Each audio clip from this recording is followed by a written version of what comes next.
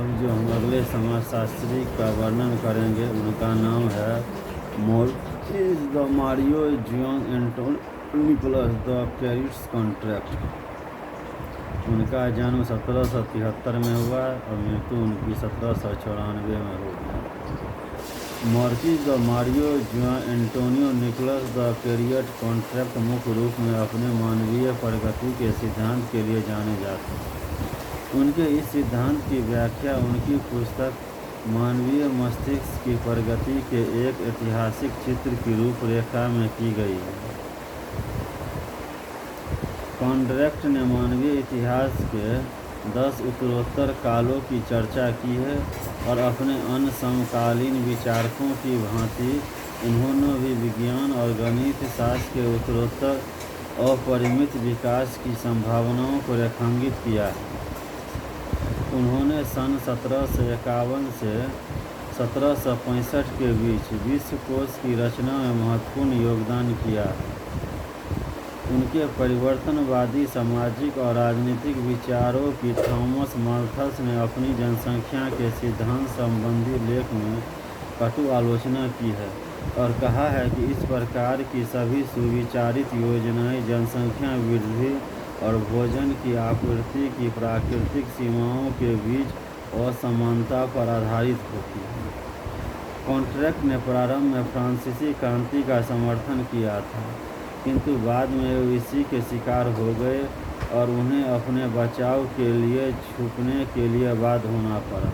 इस अवधि में भी उन्होंने लेखन कार्य जारी रखा। Sketch for historical picture of progress of the human mind उनकी एक प्रमुख पुस्तक है। उसके बाद हम आगे वर्णन करेंगे चार्ल्स हटन कूले की। चार्ल्स हटन कूले का जन्म 1864 में हुआ और मृत्यु 1929 में हो गई। प्राथमिक समूह प्राइमरी ग्रुप और आत्मदर्पण यानी लुकिंग ग्लास सेल्फ की अवधारणाओं के रचनाकार चार्ल्स हटन कूले ने समाजशास्त्र में अपनी एक विशिष्ट पहचान अंकित की। वे अमेरिकी सांकेतिक अंतःक्रियावाद के शिकागो संप्रदाय से संबंध तथा जॉर्ज हर्जमन मीड के समकालीन प्रथम पीढ़ी के अग्रणी समाजशास्त्री थे। कूले साहब थोड़े सनकी मिजाज वाले व्यक्ति थे। अपने सभी साथियों से उनके थोड़े बहुत मतभेद थे। जहां प्रारंभिक अधिकांश संस्थापकों न्यूनाधिक मात्रा में सामाजिक डार्विनवादी थे, कूले थोड़े कम रूढ़िवादी उद्विकासवादी थे। जहां दूसरे लोग धर्म द्वारा प्रेरित थे, वहां कूले अधिकांशतः कला प्रेमी और रूमानी प्रकृति वाले व्यक्ति थे। जहां अधिकांश उनके साथी समाजशास्त्र को कठोर वस्तुपरक प्रत्यक्षात्मक विज्ञान बनाना चाहते थे, वहाँ कूले एक आदर्शवादी होने के कारण अंतर्दर्शन यानी इंट्रोस्पेक्शन और कल्पना प्रवणता में विश्वास करते थे। इसलिए कूले साहब को सबसे पहला मानवतावादी समाजशास्त्री माना जाता है। कूले साहब ने व्यक्ति और समाज, शरीर और आत्मा के द्वैतवाद को समाप्त करने का और इसके स्थान पर इनके बीच अंतर संबंध स्थापित करने का प्रयास किया है। उन्होंने प्रकायात्मक और सामूहिक समष्टि के रूप में इनकी कल्पना की। सामाजिक विज्ञानों की मूल समस्या व्यक्ति और सामाजिक व्यवस्था के बीच पारंपरिक संबंधों की खोजने की है।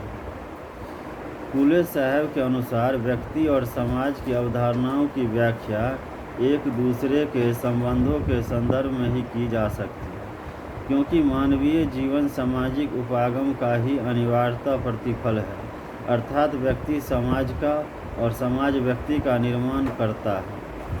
कूले साहब के आलोचकों का कहना है कि वे अपने इस प्रयास में सफल नहीं हो पाए, क्योंकि एक आदर्शवादी होने के कारण उन्होंने व्यक्ति का पक्ष ही अपने विवेचनाओं में अधिक लिया है। जॉर्ज हर्जमन मीड साहब ने व्यवहारवादियों के इस दृष्टिकोण को अस्वीकार किया कि लोग बाहरी उत्तेजना के प्रति अंध रूप में और अचेतन रूप में प्रतिक्रिया करते हैं। कूले साहब ने स्थापित परंपरा के एक विरोधी के रूप में अपनी छवि बनाई। उन्होंने अपने आप को एक समाजशास्त्री कहा जाना स्वीकार नहीं किया और इसके विपरीत उन्होंने इतिहास, दर्शनशास्त्र और सामाजिक मनोविज्ञान को घुलाने मिलाने का यत्न किया। फिर भी उनकी दो अवधारणाओं आत्मदर्पण और प्राथमिक समूह ने उन्हें समाजशास्त्रीय जगत में अमर बना दिया। आत्म स्व का व्यक्तिगत भाव दूसरों के द्वारा जिस प्रकार प्रतिबिंबित और परावर्तित होता है, इसे ही कूले ने आत्मदर्पण कहा। कूले साहब ने कहा है कि व्यक्तियों में जो चेतना होती है इसके रूप का निर्धारण निरंतर होने वाली हमारी सामाजिक अंतःक्रिया द्वारा होता है।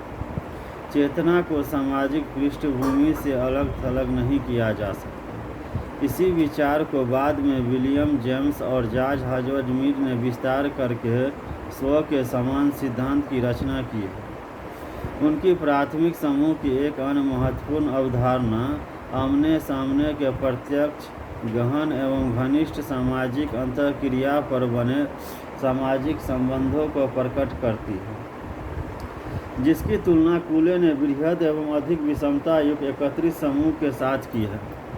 इसी समूह को बाद में समांतर द्वितीयक समूह का नाम दिया गया है। इस समूह के सदस्यों में बिरले ही कभी प्रत्यक्ष संपर्क होते हैं। परिवार तथा मित्रता समूह, पारिवारिक समूह और श्रमिक संघ और राजनीतिक दल द्वितीय समूह के कुछ उदाहरण हैं। कूले साहब के अनुसार प्राथमिक समूह में ही आत्मदर्पण के भाव का उद्भव होता है। स्व केंद्रित बालक यहीं से दूसरों पर ध्यान देना शुरू करता है और समाज का एक सक्रिय सदस्य बनता है। उनकी जो प्रमुख कृतियां हैं उनमें पहला हो गया human nature and the social order, जो 1902 में प्रकाशित हुआ। दूसरा हो गया सोशल ऑर्गेनाइजेशन, जो 1909 में प्रकाशित हुआ। तीसरा हो गया सोशल प्रोसेस, जो 1918 में प्रकाशित हो गया। चौथा हो गया लाइफ एंड द स्टूडेंट, जो 1927 में प्रकाशित हुआ। तो ये जो हैं सो उनकी प्रमुख पुस्तकें हैं और जो समाजशास्त्री जो हैं उनका उल्लेख यहाँ मैंने किया है, जिनका नाम है चार्ल्स हॉटन कूले साहब। उनके बाद हम अगले समाजशास्त्री में वर्णन करेंगे मैरी ईवी और आर स्मिथ कूलिज का, जिनका जन्म 1860 और मृत्यु 1945 में हो गई। मैरी स्मिथ कूलिज समाजशास्त्र में शोध उपाधि प्राप्त करने के पूर्व अर्थशास्त्र और इतिहास विषयों में दीक्षित थी। उन्होंने गरीबी, महिलाओं की परिस्थिति, वृद्ध व्यक्ति, चीनी अप्रवासी तथा अमेरिका के मूल निवासियों की संस्कृति जैसे अनेक विषयों पर शोध अध्ययन किए हैं। व्यवहारिक समाजशास्त्र का प्रयोग करने वाली वे प्रारंभिक महिला थी, जिन्होंने सामाजिक समस्याओं का लेखा जोखा करने के लिए सांख्यिकी का प्रयोग किया। अपने समकालीन कई समाजशास्त्रियों की भांति उनका सोच यह था कि सामाजिक समस्याओं को सुलझाने और प्रगतिशील परिवर्तन लाने में समाजशास्त्र और समाजशास्त्रियों की महत्वपूर्ण भूमिका है। अन्य प्रारंभिक महिला समाजशास्त्रियों की भांति मैरी स्मिथ कूलिज के शोध अध्ययनों की भी उपेक्षा की गई है, जब तक उन्होंने अपने साथ किसी पुरुष समाजशास्त्री का नाम अपने शोध अध्ययनों में नहीं दिया। रॉबर्ट पार्क तथा अर्नेस्ट बर्गेस की प्रकाशित कृति के पूर्व ही कूलिज साहब ने भी अप्रवासियों के समायोजन संबंधी प्रतिस्पर्धा और समात्मीकरण का एक मॉडल उतनी ही क्षमता अंतर्दृष्टि वाला विकसित किया था, किंतु उनके मॉडल पर समाज वैज्ञानिकों ने कोई ध्यान नहीं दिया। इस प्रकार कूलिज भी अन्य महिला समाजशास्त्रियों की भांति लिंग असमानता का शिकार रही। कूलिज साहब अमेरिका में पहली महिला थी जो विश्वविद्यालय में समाजशास्त्र की पूर्ण प्रोफेसर थी, इसलिए उनके शोध अध्ययन दो विवाहित नामों यथा स्मिथ एवं कूलिज के नाम से छपे हैं। इनकी प्रमुख पुस्तकों में पहला हो गया एलाइमस ओमेन, जो 1896 में प्रकाशित हुआ। दूसरा हो गया चाइनीज इमिग्रेट्स, जो 1909 में प्रकाशित हुआ। तीसरा हो गया व्हाई वोमेन और सो, जो 1912 में प्रकाशित हुआ। चौथा हो गया the rain makers Indians of Arizona and new Mexico, जो 1929 में प्रकाशित हुआ। उनके बाद जो हम अगले समाजशास्त्री का वर्णन करेंगे उनका नाम है अन्ना जूलिया कूपर साहब। अन्ना जूलिया कूपर साहिबा, जिनका जन्म 1858 में हुआ और मृत्यु 1964 में हो गया। और श्वेत महिलावादी सामाजिक सिद्धांत परंपरा की एक प्रमुख महिला अन्ना जूलिया कूपर साहिबा ने काली महिलाओं की मानसिक स्थिति और सामाजिक समस्याओं पर टिप्पणी करते हुए कहा है कि अमेरिका में नैतिक प्रगति वाले केवल उस व्यक्ति पर निर्भर करती है जो प्रजाति और लैंगिकता के गहरे संबंधों को समझ सकते हैं, और वह व्यक्ति है काली महिला। कूपर साहिबा का जन्म दक्षिणी कैरोलिना में एक गुलाम के घर में हुआ था जो उसका मालिक भी था। छोटी सी उम्र में ही विधवा हो गई। इस दुर्घटना के बाद उन्होंने ओबर्लिन कॉलेज में शिक्षा ली, जहां शास्त्रीय युग की एक अन्य प्रभावशाली और श्वेत महिलावादी मेरी चर्च टेरिल उनकी सहपाठिन थीं। शिक्षा प्राप्ति के बाद कूपर साहिबा ने अपना अधिकांश व्यावसायिक जीवन वाशिंगटन में एक अध्यापिका के रूप में गुजारा। सन 1906 में उन्हें अपने प्रिंसिपल के पद को छोड़ने के लिए वाद किया गया। इस बाध्यता का कारण अश्वेतों को पारंपरिक शिक्षा के स्थान पर औद्योगिक प्रशिक्षण दिया जाना था। इसके विपरीत कूपर साहब ने अपने विद्यार्थियों को अच्छी शिक्षा दिलवाने के लिए उच्च स्तर के विश्वविद्यालय में भेजना चाहते थे, जो कि स्कूल की व्यवस्था समिति के कुछ सदस्यों को पसंद नहीं था। सन 1910 में वाशिंगटन के स्कूल के जहां वे प्रिंसिपल थी छोड़ने के बाद लेखिका व्याख्याता 5 बच्चों की दत्तक मां 57 वर्ष की उम्र में शोध करती, 67 वर्ष की उम्र में शोभा ने PhD करना, कॉलेज का अध्यक्ष बनना और कई अन्य कार्य किए।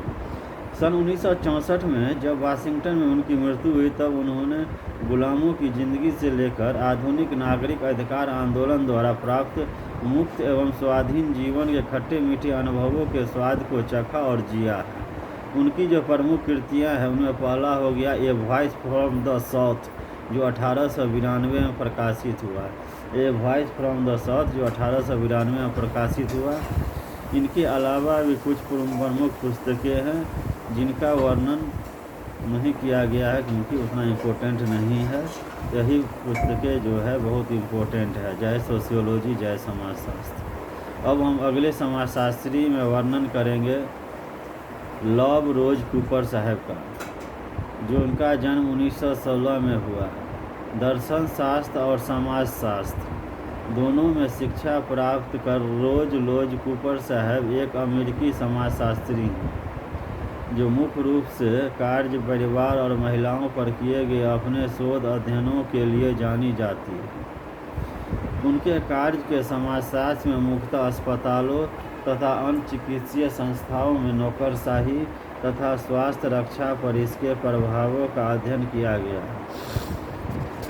उन्होंने पारिवारिक जीवन पर पड़ने वाले सामाजिक संरचना के प्रभावों पर भी महत्वपूर्ण शोध कार्य किया है। यही नहीं, कोजर ने भिन्न संस्कृतियों से महिलाओं संबंधी आंकड़ों को एकत्रित कर उनकी तुलनाएं भी की है। अपने सभी शोध अध्ययनों में उन्होंने भूमिका की अवधारणा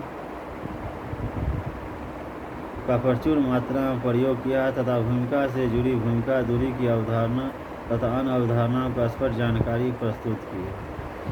उनकी प्रमुख पुस्तकें जो हैं उनमें हो गया पहला लाइफ इन द वार्ड जो 1962 में प्रकाशित होगी, ट्रेनिंग इन एम्बिग्यूटी जो 1979 में प्रकाशित हुई, इन डिफेंस ऑफ मॉडर्निटी जो 1990 में प्रकाशित हुई, the world of our mothers जो 1992 में प्रकाशित हुई। तो ये उनकी प्रमुख पुस्तकें हैं रोज लोव कोजर साहब का। इनके अलावा कुछ पुस्तकें हैं जिनका वर्णन नहीं किया गया है।